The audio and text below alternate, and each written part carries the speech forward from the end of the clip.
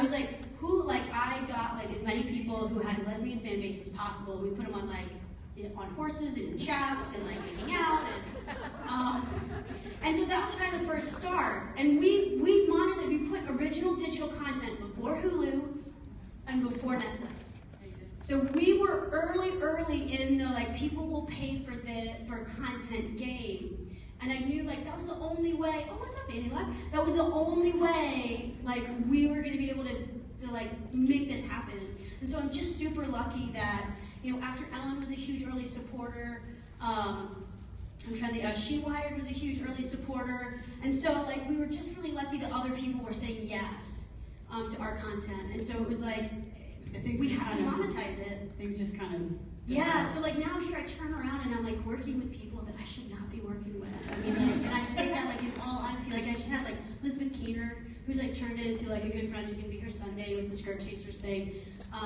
And Meredith Baxter was in one of my projects called yes. Like, no, like, what are you doing? Like, how are you in my project? Like, it's so, I've just been super lucky to, A, stick with it, be persistent, right? Like, I always had a focus, I always knew what I wanted to do, and I never stopped doing that. And I thought, there are gonna be enough people to say yes to this, that we're gonna be able to keep going, and we're gonna be able to make content for you guys. So that's kind of my origin story, like up until now, and so we can get into what I'm doing now. But yeah. Nice. Nice. Origins of Dapper Q. Origins of Dapper Q. So I cannot personally take responsibility for founding Dapper Q because Dapper Q originally started as somebody's personal style blog, and this was way before Instagram and kind of like a lot of the community of common values style, fangirl, queer style blogs that are out there. But when she started it, there was also no St. Harridan, there was no Bindle and Keith, there were no designers that were actually designing clothes. So she was just featuring, it was Susan Herr, she was featuring her own personal style, and people started writing in and saying, I have a job interview, I have a wedding, what do I wear, where are you getting that? And she didn't intend on it ever being a magazine, she just intended on it being like telling her own personal story. So she asked me to do it to help her field some of these questions, and then I got really into menswear because I've always been kind of like a femme fashionista, and I started getting like kind of geeking out about it, like what's a break, what is a vent, like learning. Yeah. So I started learning about tailoring and suiting and things like that, and then at the same time, there was a proliferation of companies that were designing kind of masculine clothing or silhouettes for our community. So I started writing it, creating it more into a magazine than a personal blog, and then Susan left and decided to kind of do her own thing. She was in other projects, so I took it over, and I saw that it had a lot of potential because not only is style, there's a commercial into style, but for the queer community, there's also an activism part of it. It's about dressing our authentic selves in the face of oppression. And so I really wanted to change the platform into a platform of voices and a platform for activism. I started reaching out to museums like Brooklyn Museum and the California Academy of Sciences and asking them if they would support us in hosting fashion shows. And they were like, what is queer style? They didn't understand it. I get that question a lot. People are often like, isn't style already gay? Like, aren't there like a lot of gay men? That's what they think of like queering style. But queer style is beyond that. It's beyond cis white men that are designing binary clothes for like straight women. So once we started really learning about it and how it had emancipatory potential beyond the LGBT community, they really just started getting into it. And so asking us to come in. And so then we started getting sponsorships from major corporations. We started getting ad sales on the site, and all of that too goes right back into developing more content. During the day, I am a research nurse. She's Wonder Woman. Yeah. I have a 9 to 5. I work at NYU Medical Center. I research venous thromboembolic disease. It's actually Blood Clot Awareness Month, and if you're interested in that, she can help you. That's another panel. Yeah, that's another panel. But we'll be talking, I guess, a little bit about how we balance our work lives when we have to wear 2 different hats or multiple. Can I ask how long have you been with Dapper Q? Since 2009. Okay, and how long had it been? Since 2009. So it was very soon. Yeah, I was in there right from the beginning. It was very soon after that people started writing in and asking these questions, and she was like, Susan was like, I'm not prepared to answer any of these questions. And then when I started saying, we should start doing fashion shows and things like that, she was like, that's, I'm not into that. Yeah, I was like, I can do this, like, let's roll with it. Kristen, when did you launch Telefilms? Just real quick. I think, like, if you look at our paperwork, I feel like it's like 2007. Okay. And then 2009 is when we kind of went to the subscription model. Okay. All right. Fangirl Church, kind of the new kids on the block, yeah? Yeah, I think so. All right, so we're probably going to tag team this origin story. So I'll start very briefly. In 2014 and actually 2013, I was a fan of a show, a TV show you may have heard of called Lost Girl. Have you guys heard of it? That's pretty good. No, I loved it. It became my life. It took over my life, Lost Girl. I was tweeting about it all the time. And so then one day, this person followed me on Twitter. It's like, okay, well, somebody's followed me. Let me see who it is. And it was this person who's like, live here, have 3 kids. I was like, oh, maybe we have some stuff in common. So I followed her back. And it was Rebecca. And so then we said, hey. And then, no, just kidding. We became like really good friends pretty quickly. We had a lot of stuff in common. And so, we had 3 kids. Both were interested in science, both interested in Lost Girl. We both like pretended to think that I had funny jokes. And thanks for that, by the way. So then one day we got to talking on Twitter about something that Rebecca had thought about, which was... A few years before meeting Sally, I'd seen an interview with Jon Stewart, and he was talking about something, and he was using the expression fangirling, but he was using it in a really negative way. Like, he was really making fun of it, and I think you can actually find the GIF if you put fangirl in. And it was just a moment where I kind of looked at it and went, that kind of sucks. Like, it sucks that it's become this like derogatory way of speaking about someone who's passionate about something.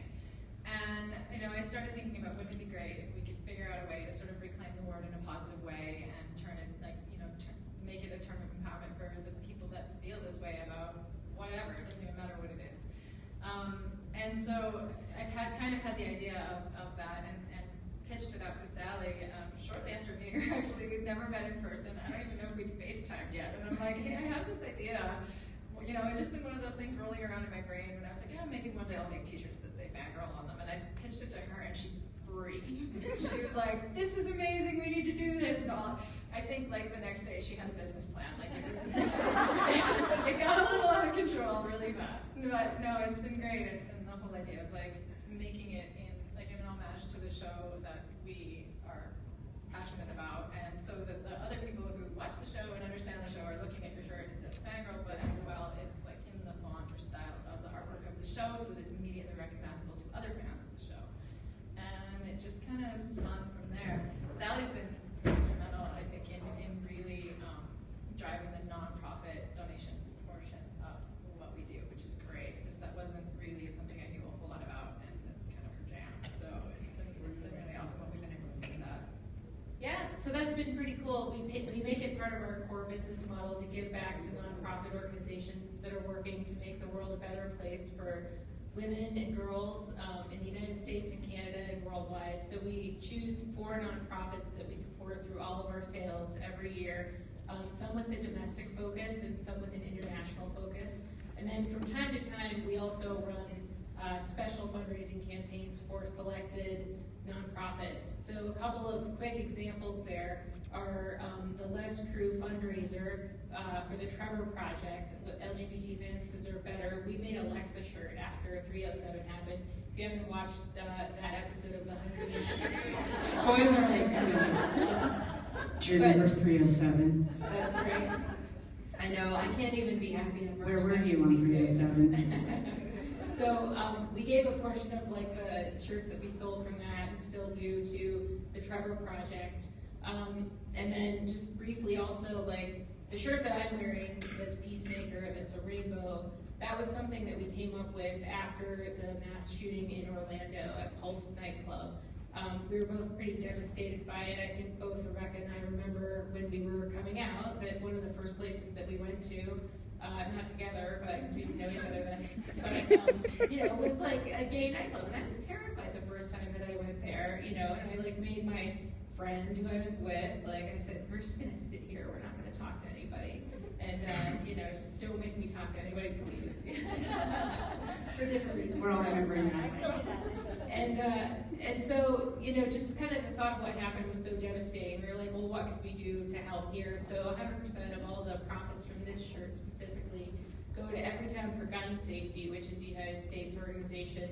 It's a C3 and a C4 that's working for gun safety, education, violence prevention laws.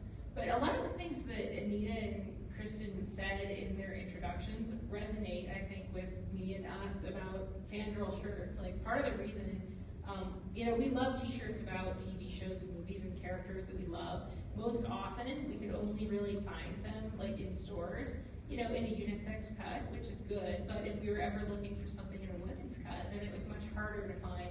Or if we did find it, then it was, like, only pink, and, you know, maybe it's a juicy on the or something like that. So we wanted to make shirts, you know, kind of for everybody, people who like stuff in a unisex cut, people who like stuff in, you know, a women's cut, and then also we wanted to put our own spin on things. So our original shirts, you know, were just like kind of the logo of the show reimagined with the word Fangirl. In fact, when we were packing to come here, my mom, who's staying with our kids, she said, oh, this is a brown shirt. You guys have a lot of black shirts. This one's brown. What does it say on it? Fangirl. And so we've tried to branch out. We actually brought 25 shirts here, which is a lot to keep up with, but so many good ideas. Buy them all, give her ideas. All right, thanks y'all. Thanks y'all. Let's talk a little bit about business. Christin, you started talking a little bit about business. What's your business model? How would you define that?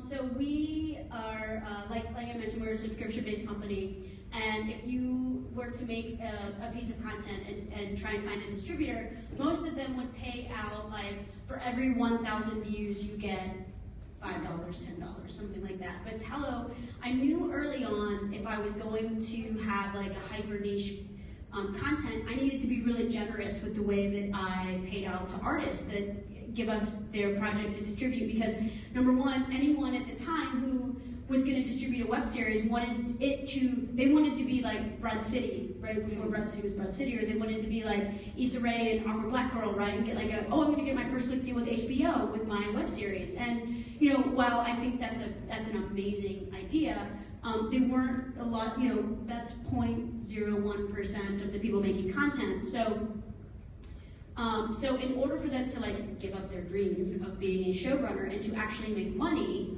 back on their project that they made, it was really important that we put our focus on the artists who were giving us content to distribute. So if you distribute with us, what happens is we take our net subscription fees, so we cover all of our costs, and then we distribute funds. Any profits that we have go back to our content creators. So if you get 20% of the views that month, you get 20% of our net subscription fees. And so, like, usually when you are first distributing with our site, that's the most popular content, right? Like the new thing, like the new kid on the block, right? Like they're the most popular. And so they tend to get, like, so your payout comes very high early on, and then as it's called long tail is when you, like, kind of, it sits for a little while. You don't get as much in that, but for the most part, like, if you hustle and you get some good press and you promote your project, like, you're gonna make like a couple $1,000s in a year on Tello. And so we didn't want to do the like every 1,000 views, because that's just not fair, because we're a hyper niche content, right? Like, you take LGBTQ, like you take like everyone, and then you go LGBTQ, and then you go lesbians. And so it's like, it's really narrowing your search, but you're going to make more money probably on our site than you would if you had 200,000 subscribers on YouTube and your videos got a certain amount, because we want to be so generous. And honestly, like, I want to be generous because I want people to continue to distribute through us. Like, I want people to look at us as a viable distribution platform in order to make some of the money back on their creative capital. We do ask for exclusivity, so it can't be anywhere else on the interwebs, but after 3 months, we only ask for 3 months, and then if you want to go somewhere else, you are welcome to do that. You own the copyright of your project. We don't take ownership of that unless we put money into it. If we put money into it, we own a piece of it, and then we can help make creative decisions. But if we don't, if you make it, it's yours. So we ask for 3 months, and then once it's kind of like you're done and it's out there, you can go put it up on YouTube, and you can become famous, and you can become the next Broad City, and get picked up on network or like any of the other kind of web series.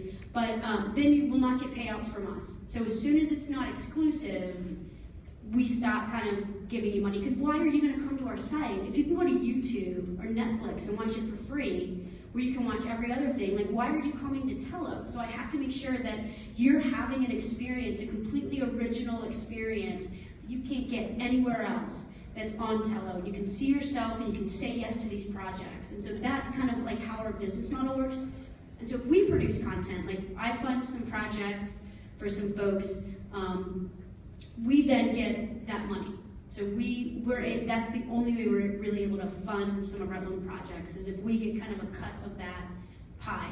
And I'm really lucky that now, I just had Sundance Episodic Lab send me an email and say, hey Kristen, like, because they're looking for diversified voices, who are your top 2 like favorite writers that are on your site, and they will automatically be allowed to apply to our Sundance Labs.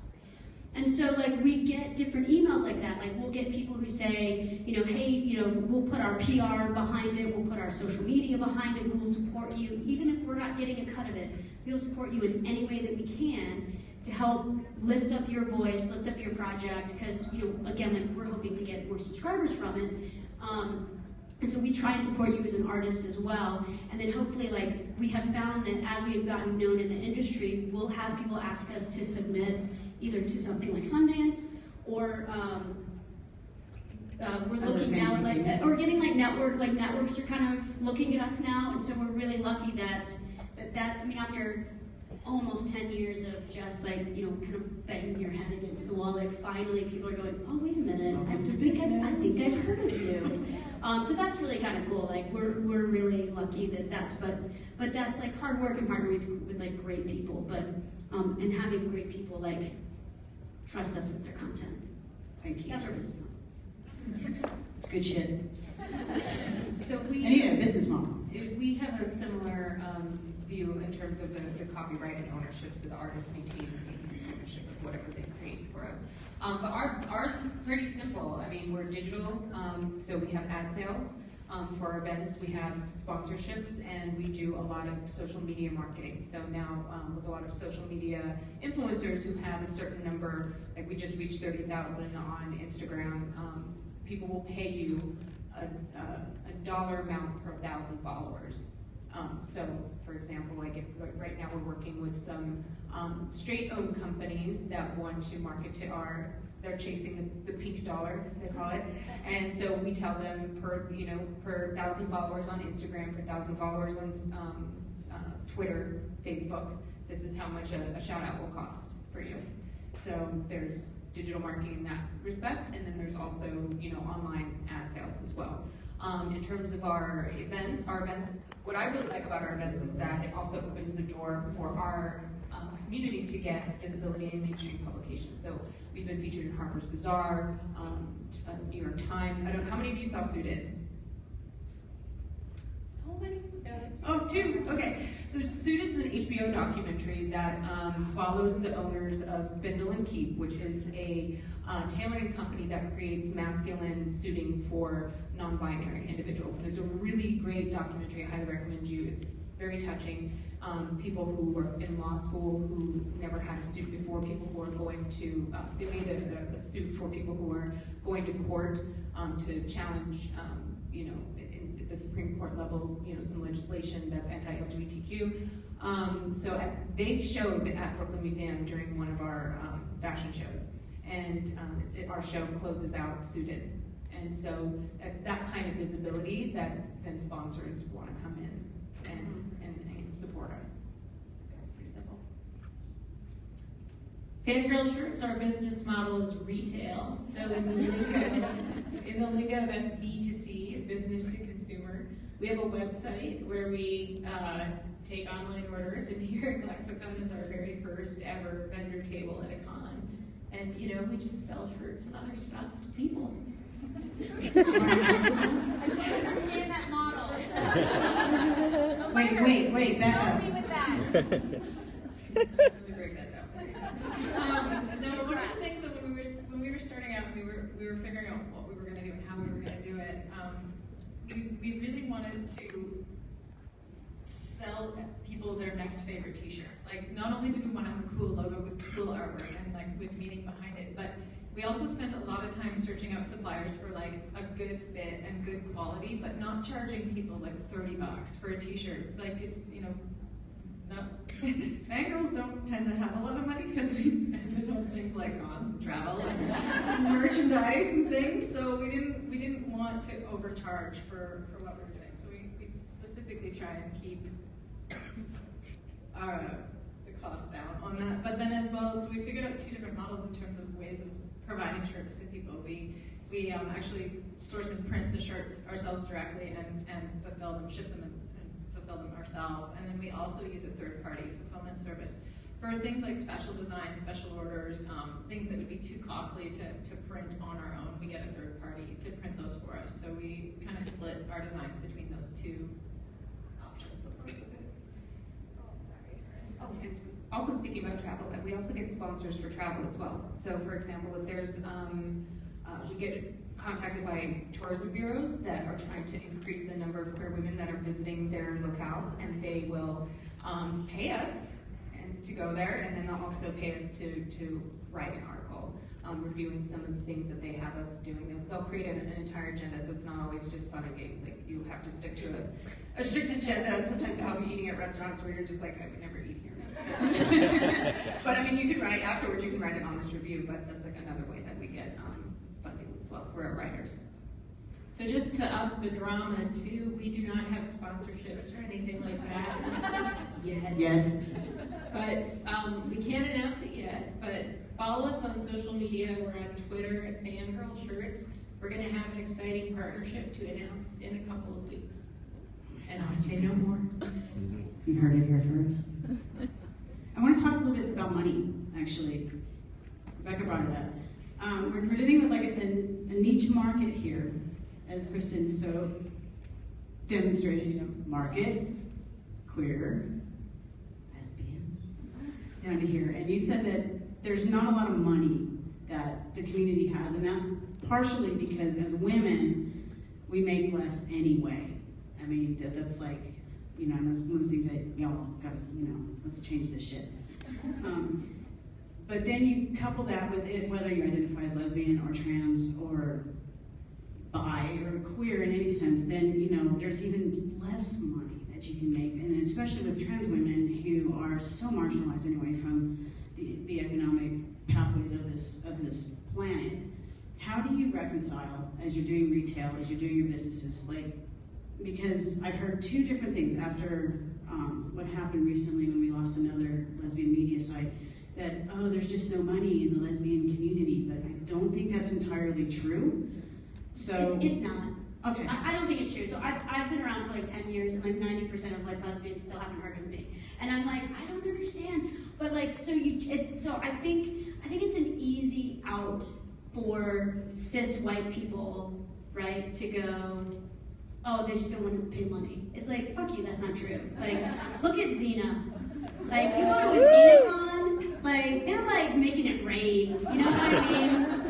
The Trevor Project, right? How much money was donated by pissed off lesbians to the Trevor Project? $160,000? Go fuck yourself. Like, no, I'm sorry. Like, here's the thing about lesbians, you guys. Here's the thing that you realize about yourselves. Number one, it's really hard to get money from you. But that's okay. Like, you're very discerning. You know, it's sort of like, I have $20. I will give you $1. And then maybe 2 years later, I will give you another $1. Like, we're very discerning with what we're going to put our money behind. But here's the thing, and this is again like from Xena, we will be loyal to you forever.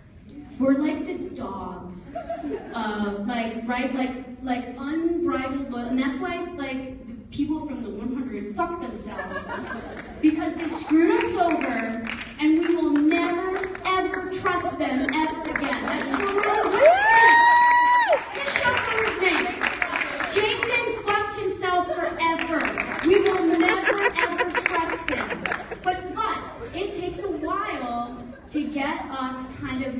on board, right? I'm sorry to curse. Can you bleep that out? Is that okay?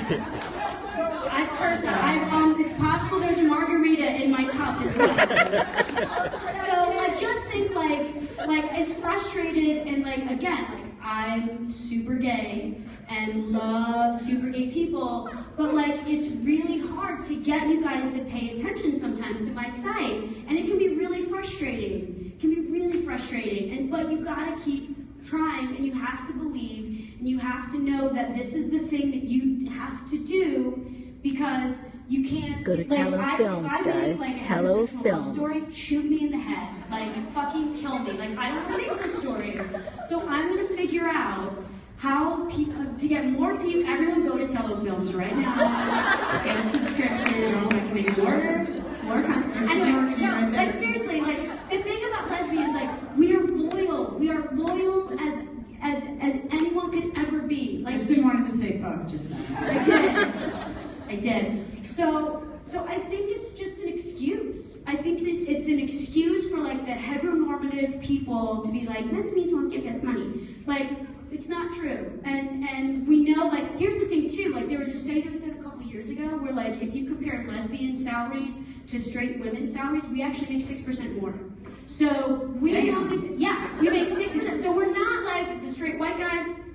But, like, we do make a little bit more, probably because we have a little bit more masculine energy. We like to advocate for ourselves, and it's like, if you don't treat us well, like, we'll fucking walk. So, like, sorry, I just said, fuck again, you guys. Rita. Anyway. Oh my God. I'm sorry. I just think it's like a total, like, bullshit excuse for people to not want to, like, understand us and know what we love, because it's very clear what we love, because it's right over there, across the way, at all those tables that we're going to give our money to. Right? Like, so you have to just be consistent, and you have to like love us and tell us we're awesome and that you appreciate us, and not lie to us, Jason. Because we will be here forever. Dapper Q, go. What do you think of the break? If you were pushing breaks, y'all were doing breaks. Great. Oh my God. That really. Can I just say fuck like 20 times? What was the question? Lesbians, do we have money or do we not?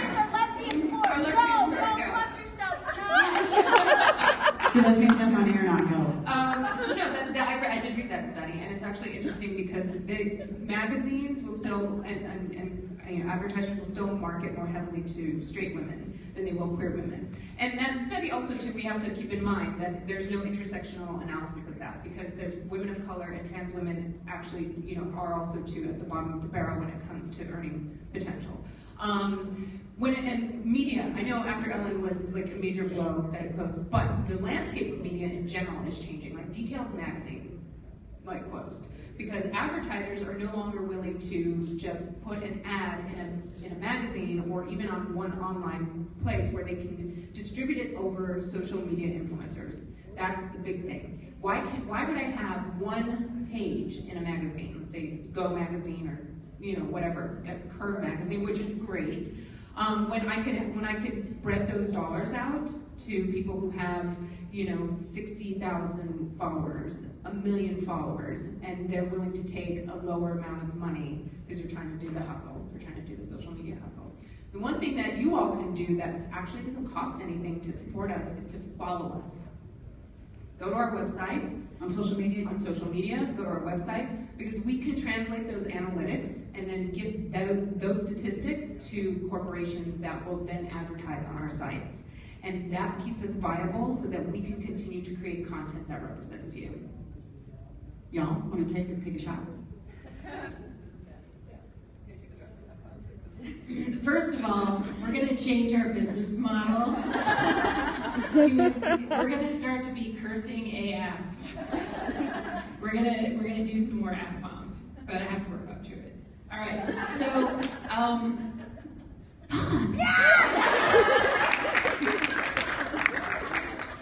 all right, so our niche market is fangirls, and a lot of our niche market is also queer women who are fangirls. We also have straight fangirls and, just fangirls of all people who want to identify as whatever or don't like labels or whatever. So part of our mission, we also have fanboys who like our stuff too, and we love that. So like Rebecca said, we try to keep our prices to what we think is reasonable. There have been there are like pricing advice things that you can get for if you're selling this, or what should your profit margin be. And one of the great things about being self-owned is we can do whatever we want, and nobody can tell us what to do. So we decide what we're going to charge. And part of that equation is always like, do we think this is reasonable? You know, or is the cost for this garment like way too high or way too low? So, you know, we're trying to cover our costs. We're trying to make a little bit of money, but we're not trying to gouge any of our customers. I think the other part that really speaks, kind of thinking about it, hearing about advertising a lot, because, you know, we don't have people who are asking us, you know, to advertise for yet. But, you know, I can smell a mile away if somebody is trying to queerbait me with their content in a TV show, or I can see if somebody has an ad that's like supposed to appeal to me as like a queer woman, but they're not authentic about it, or there's really nothing behind it. There's no Christin. Oh my God! Thank you, Kristen. I mean, that is so fucking perfect that you just said that, Kristen. Because before I discovered Lost Girl, I was watching Rizzoli and Isles, and I would talk to my wife Laura, who's in. Hello, Laura, who's in the audience. Hi. And we would sit there like night after night watching TV because we didn't have any kids yet. Or wait, yes we did. We had kids. We love them. I'll never forget them. And I would say, oh my God, are they gonna hook up? Oh, do you think maybe next season? And you know, Laura one day was very kind and she had to break it down for me. She said, you know, Sally, it is never going to happen. And she said, but I've been reading a website after all, and if you want to watch a show that has a real relationship, you know, that's authentic between women, then you should check out this show called Lost Girl. And I said, I am too busy to watch a new TV show right now, and I'm invested in Rizzoli and Isles, so no, thanks honey, but no. But then I was like, okay, let's check it out. And then I was like, oh my God, this show is so great. And it was awesome. And so from then on, I actually stopped watching Rizzoli and Isles. I stopped watching, you know, any show that I thought was trying to queerbait me, even if they were just trying to be cute and not just trying to, you know, fool me. But like, after watching Lost Girl, it was a really pivotal show. Like, that kind of changed my whole perspective on where I want to put my money and my time and my eyes on TV. So I think for the converse, Rebecca and I try to like be authentic as well. We're not trying to queerbait or fangirl bait anyone. If there's a show that we like and that we think we have something to say about, we'll make a shirt about it, we'll try to price it reasonably, and then we'll figure out giving back to some organization that'll try and make people's lives better. But, you know, we've had so many people come up to us and say, you should make a shirt about Doctor Who. And you'd be like, well, lots of people love Doctor Who, you know. And I'm sure that's true, but first of all, we're not sure yet, and we haven't watched it, so we don't want to make shirts for shows we haven't watched, because, like, authentic, right? But then also, like, are there strong female characters in Doctor Who? Maybe, like, in the new seasons, but not yet. Like, so that's, I think, kind of where we come down to, both on pricing and authenticity. Yeah, so like what Sally said, we only make shirts for shows that we actually watch, and that's really important to us. And because we're fangirls first, that was the whole point of doing this, was we wanted to make the shirts that nobody else was making for us. And so, I mean, you know, any t-shirt company can come to a con and run a vendor table. Like, anybody can sell shirts off of a table, but, you know, we also want to be, you know, attending panels for the shows that we love and are passionate about. So we're trying to do both. Professional fangirling. Professional fangirl. Hell yeah. Try. Let's spin off onto that. Keep you up there, because I know you guys have family stuff too. We were talking about that. I was talking about this earlier with Anita. How do you balance? And because a lot of us go into business, if we start our businesses because we're about community and we want to give back, we want to be activists. But we also have other shit going on. So how do you like balance your lives with your business? Sleep is overrated. Late night. I take the late night shift because I'm on the West Coast. Sally takes the early morning shift because she's on the East Coast. We're basically opposite sleep schedules. It's great. But it's easy. it's easy to fit it in because we both care about it so much, and it's the shows that we're watching anyway. It's the time that we would be spending watching these shows regardless of whether we were making shirts about them or not. And so it's easy to generate social media content about stuff that we're watching and talking about between ourselves anyway. So I have an image of you guys like in the kitchen, like, I'm making a shirt. Did you watch Dark Matters last night? No, I haven't. No spoilers, please. It's an important question. So both Rebecca and I each have 3 kids. I think I may have mentioned that. I probably mention it every 10 minutes. It's like the Brady Bunch of like this.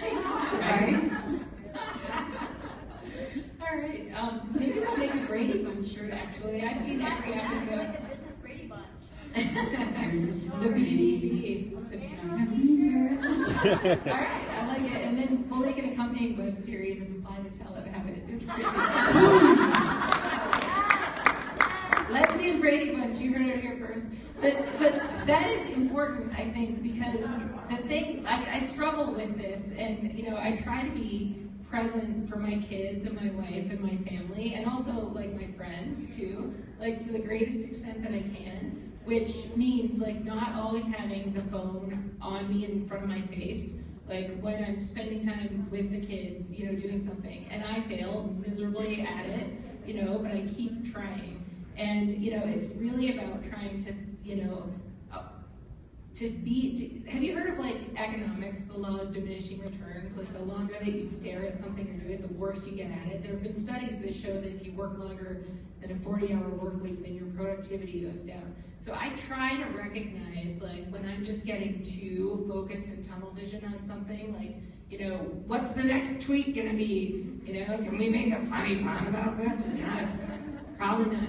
And, then I'll try to like step away, and Laura is really good about like helping me if I'm like, if the kids are like, Mommy, can I, and I've ignored them for like 3, times of that, but I'm really like, it's important, like the balance thing, because like I also have a day job, that I should pay attention to, and hopefully they don't track my internet usage at work. They'd be like, Fangirl shirts, what's that? Yeah. Anita? In my lunch hour, I'm often on like GQ, and so that's not anything related to what I'm supposed to be studying. But yeah, it's hard, but it's also fulfilling for me to work on Dapper Q related things at night, because the hospital is not always a happy place to be. Most people who are in the hospital are not there by choice, and even if they are, people are often in a lot of pain, and there's like bells going off and people crying. So when I get home and I'm able to blog about breaks and shoes, and when I'm working to actually create community and visibility for my community, it doesn't really feel like work. It feels like an investment in myself and an investment in my community. So I don't really sleep a lot, though. That's like the only thing. And I also eat like I'm like 14. Like I seriously eat like hamburgers and ice cream, and like then I go to work the next day and tell people how to eat, which is like really. I was just gonna say, this is what kind of awareness month. I'm like, I shouldn't be eating that. Give it to me. Yeah, it is hard. And then and then it's also, I have a partner. I don't have kids. I don't know. I really admire that a lot, but I do. I don't know. I'm really bad. But I do have a partner, and luckily she's actually involved with multiple things as well. She has a day job and she does consulting work. So we're both, kind of on the computer next to each other at night, and then fangirling on our shows. Yeah. So. All right, Christin, can you So this is what take some questions? Sure. This is what you didn't realize. So we went from like high family, 3 kids, down to no partner, no kids. Hey-o! What's up, ladies?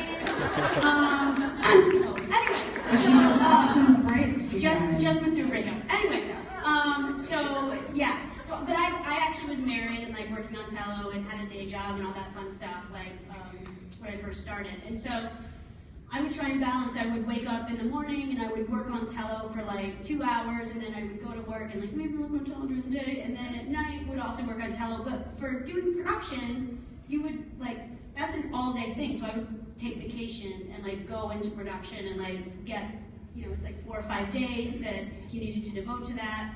So, it's again, because I don't have 3 children, Tello is my child, and like all of the projects are like my kids, and so that's the kind of devotion that I have to it. When I do have children, I don't know what's going to happen. But like until then, I feel like you just get to a point where you make it work, right? Like when you're passionate about something and you love something so much, you're going to figure out how to do it because you can't figure out anything else. Like you can't do it in any other way, and so you just make it work. And also, I get plenty of sleep, so just FYI, these ladies might be sleep deprived. I sleep just fine at night, and I'm able to do my business and tell them at the same time. All right. You guys want to take some questions? Sure. Do you have any questions about lady queer business? All right, y'all? We're gonna be doing a mic drop. Oprah style, just don't actually. This is for Kristen. So how does one get like a web series on Tello exactly? Like yeah, so we're actually like really kind of what I used to do is because I was really like pissed off at the industry because like you'd have to like only no unsolicited material, and I was like, I'll take anything, and I was like, oh no, I can't do that. So again, it's like bandwidth. So if you have created something, like if you spent your creative capital and monetary capital, and you've created something and you want us to look at it, I'm happy to look at it. Like we have a contact form on the website, and I've actually taken many projects who are people who have had a great idea and they've shot something for me to see, so I can see the kind of quality that they have and their vision, and been like, I want that. I will give you a little bit of money, and you give me these other things. Like you give me 4 more. And again, like if that's the case, like you still own the content, and we split 50-50 the web residuals at the back end. But you have to make the project. We don't. There's one time during the year when we do what's called a pitch to production contest, which means you can just send in your idea. Because a ton of people, and if this is you, like it's great. Like so many people, are like I have a great idea for you to go make, Kristen. And I'm like, I have a lot of great ideas too, so I'm really gonna do that. But like, it's really hard to sit down and write a script, and it's really hard to come up with like 30 pages of content. I'm not going to do that for you. It's even harder if you want me to take your 30 pages of content and go shoot it. But if you have a finished product, I am more than happy to look at it and will absolutely consider it for distribution. If you have a script that you think would be great, those I'm not accepting anymore, just because I don't have the time and bandwidth to go shoot those projects anymore. So if you can go and shoot something, I will absolutely take a look at it. I have, anytime someone has sent me something, I have given feedback, or I've said, yes, I will take this and I want more, or this is not exactly what we're looking for, but thank you very much for your consideration. Cool. Does that answer your question? Yeah. I want to talk to you afterwards. No, yes, fine. I will be right here. Yes. All right, I'm going to go here and then I'll go there. So what I'm hearing is that lesbian Brady Bunch is definitely Listen, we're gonna talk at some point in time, ladies. It's gonna be made with totally with selfies. Yes. Alright, this question goes to Kristen. So according to what you said, the problem is not the community doesn't have money or is willing and able to spend. The problem is that they can't find you. So you've been 10 years in operation, and 90% cannot find you yet. I mean, those are not official numbers. That's just how I feel sometimes. Okay, so the question is, why is that, right? Because it's such a niche market. It's not really profitable to search. Dude, if I could solve that problem, I would be a millionaire. I don't know. I really don't. I think sometimes, I don't know. Do you have any thoughts? Do you know why? Please tell me. I said to a group of Canadians one time, I'm like, I cannot get a Canadian to come and subscribe to my site to save my life. And they all laughed, and I was like, it's not funny. I don't know how to get you to come. So we do our best with publicity. So we get people After Ellen's and Dana McCauley's and Dorothy Snarkers, and we try and get them to write about us. But it's not they're not always oh, Kristen, yes, we're gonna write about this all the time. I can't. Who's from Autostraddle in here? I love Heather Hogan. I can't get fucking Autostraddle to do anything from Tello, and I don't know why. I love them and they're great. But yeah, so I think it's a matter of we try and do press as much as possible. I put money in press releases and getting PR people, and then I try and get on as many lesbian blogs and lesbian groups. Every time it's picking up rocks, a whole bunch of rocks and going are you here? No, okay, are you here? So And that's why I'm here at ClexaCon, because like, this is a fucking powerful community. Like, I saw what was happening with the 100 and up Jason. Like, it was amazing. And then as soon as ClexaCon was up, I emailed them and said like, how can I be part of this? Like, can I help sponsor you? Like, how can I be on panels? And so I just think like, you're also trying to lift above the noise. Like, there's a lot of content out there, and you're just trying to lift yourself up as much as possible. Listen, if you have any thoughts on that, like, please let me know. Hey guys, how's it going? Just quickly, just wanted to know if it was easily accessible to people who are not in the USA. So anyone that's international. So if we wanted to subscribe, I would say we're not geo-blocked. We're not geo-blocked at all in any country, and we accept all denominations. So like so we're like worldwide distribution. So a lot of people will be tweet me sometimes and go like, oh, are you blocked in the UK? No, we're not blocked anywhere. Like, we love everyone. We're open to everyone. We don't have subtitles. Hopefully one day we'll be big enough to like where we can afford to subtitle a whole bunch of things. So it is like English speaking, but yeah, we're not geo-blocked. You can just go to dapperq.com. You can go to any of it at Dapper Q on Twitter, Instagram, Facebook, and also we do reader submissions. So if you have your own style that you want to feature, we have a feature called 7 Days of Dapper, which you can show us a week's worth of your style, and also Style Dossier, which you can talk a little bit about. Yes. Yeah, I mean, I'd love to. And then we can talk about Tello, too. I'm very clever about working these things. But yeah, so if any of you are interested, just come visit us. And like I said, when you don't have to even spend money on us, it's just following us so that we can continue to show that we are relevant. Because that's another thing. It's not even just that we don't have, people say that we don't have money. They say people aren't tuning into you. So when you're going up against a bigger market that has a larger piece of the pie, when you're going up against Vogue, and somebody's like, oh, I can spend money on this many, or I can spend, but what are your analytics? Anytime that you do that and you follow us, that you help us continue to create content for you so that we don't disappear, and that's the only, yes, right now, pull it out, pull out your phones, follow us, thank you, yeah. Because then otherwise, then that's what you are stuck with, and and I hope some of you turn Fangirl over, style blogs as well, because there's some amazing content out there. A Dapper Chick, she's a gent. They're all amazing queer women of color that are doing great things, and you can follow their Insta stories and their style journeys. They're incredibly empowering. So that's all we just need is your support. We're not geo-blocked either, but I will say that since our shipping and fulfillment is currently done through the United States, that the shipping costs to other countries can run a little bit high. We've been very fortunate that a lot of people have been so enthusiastic that they have paid, these higher shipping fees, which are somewhat outside of our control. But if you follow us on social media, in a few weeks we'll have an exciting announcement. Fangirl what? Fangirl shirts. All right. Our next project will be Fangirl shirts. All right. But in a couple weeks, maybe 3, 4, we'll have a cool announcement that'll hopefully, or 2 weeks, 3, 4, So we're our own bosses, so we can do whatever the fuck we want. But anyway, so we'll have an exciting announcement that will hopefully ease the pain of the shipping a bit for international people. That's all I can say right now. It's very top secret. Does anybody have any other questions? Comments? Rebecca, do you want a question or comment? Oh, you're welcome. My bad. We got one. Hi. This is for Fangirl shirts. Whoop, whoop. Hi.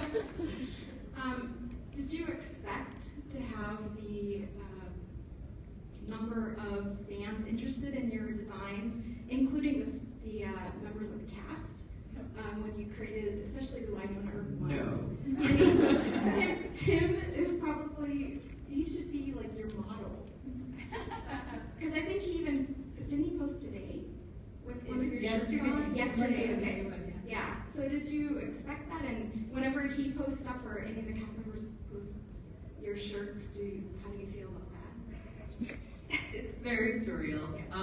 The Winona Earp cast especially has been unbelievable about our stuff, but we've been really fortunate in meeting some of the other cast and showrunners and writers and things from some of the other shows that we do, and it's really crazy. It's really cool.